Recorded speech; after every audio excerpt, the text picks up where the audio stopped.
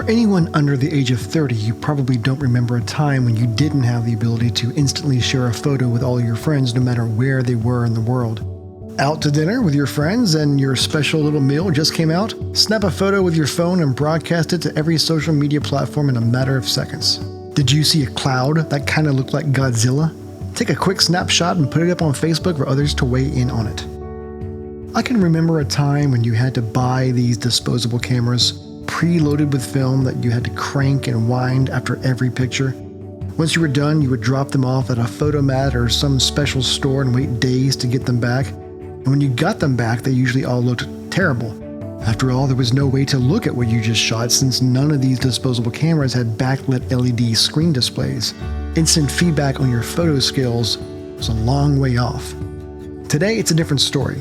Last year, there were over 1.72 trillion digital photos taken worldwide. That's roughly 160 photos taken by each individual. That number will increase to 1.81 in 2023 and is projected to be around 2 trillion in 2024. Over all these photos, 85% of them were taken on a smartphone. So, do you remember the first picture you ever took with your phone? It was probably something stupid like a selfie or just some test shot to see how it worked. But in 1997, Philippe Kahn wanted to take a photo of something so important that he actually invented the first cell phone camera.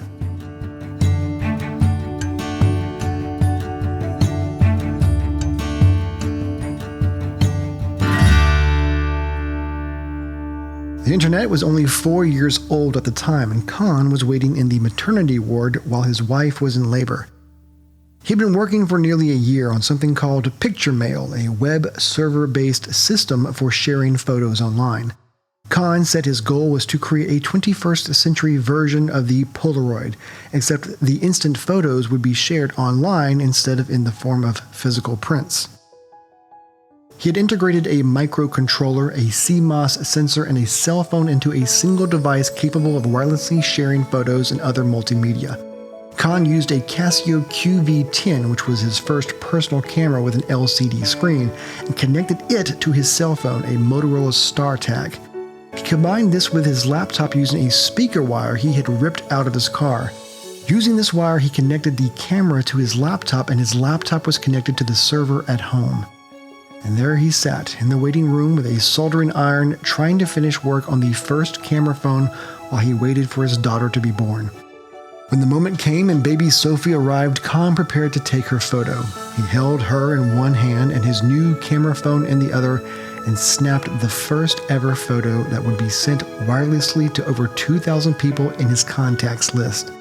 Of course, he was bombarded with responses, but also questions as to how in the world he was able to send a photo to them directly from the delivery room. This experiment eventually led to Lightsurf, a company he would end up selling for $270 million to VeriSign in 2005. But here's the deal. He actually wasn't the first person to crossbreed the digital camera and the cell phone.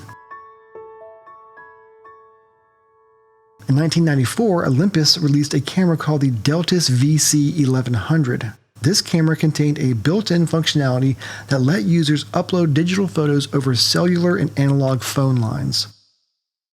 This was an interesting bit of technology, but it took a long time to transmit, about 1 to 6 minutes for just one picture. It was like waiting for a dial-up connection to connect to the internet. Then in 1995, Olympus upgraded this model, but there were others as well. Sharp built a Zorus handheld in 1996 that had a slot in which users could plug in an optional camera dongle and also had optional internet connectivity. So in actuality, the Deltus was really a camera that could connect to a cell phone. It was Kahn that made a camera phone. But even Kahn admits he didn't come up with the idea of a unified piece of hardware that could be called a camera phone. Kahn argued that the camera phone isn't really hardware, but the act of sending pictures. This could be argued, but he still popularized it since now when people think of a smartphone or camera phone, they think of the device itself along with all the bells and whistles it has to offer on the software end. Kahn went on to admit that Kodak, Polaroid, and other camera companies all had wireless camera projects, but none of them could imagine that the future was in digital photography inside the phone. With instant picture mail, software, and service infrastructure, they collectively came to the conclusion that phones would be focused on voice. This was before texting, and that cameras would become wireless. Ironically, when Kahn first brought his camera phone idea to major US-based camera corporations, they all turned him down. It was when he went to Japan, where Sharp used LightSurf to create its popular picture mail phone, that the idea began to gain ground. LightSurf went on to become an influential technology in picture messaging and became the foundation of multimedia messaging solutions in North America as well. But like many things, it took a while to gain some ground. The first integrated camera and phone was thought to be the Sharp JSH04 and was released in 2000 with a humble 0.11 megapixels. In part due to its high price tag of $500, it wasn't a raving success. However, in 2003, things began to improve in the US, where cell phones with cameras began to surge, reaching 80 million in sales worldwide. This was helped by a price drop to about $150 a unit, and an increase in megapixels. The most significant change to all this was in 2007 with the release of the first iPhone. On average, we upload about 350 million photos to social media every day worldwide. But over 20 years ago, there was only one man and one photo of his daughter. Today, we basically have everything instantaneously at our fingertips, and the answers to almost any question that pops up in our heads can be answered by a single search on our phones. There are trillions of photos being shared and received online. Anyone from anywhere in the world can see them and comment on them. It's amazing to think that this all came about from a proud father who simply wanted to share a photo of his newborn daughter with a couple thousand friends.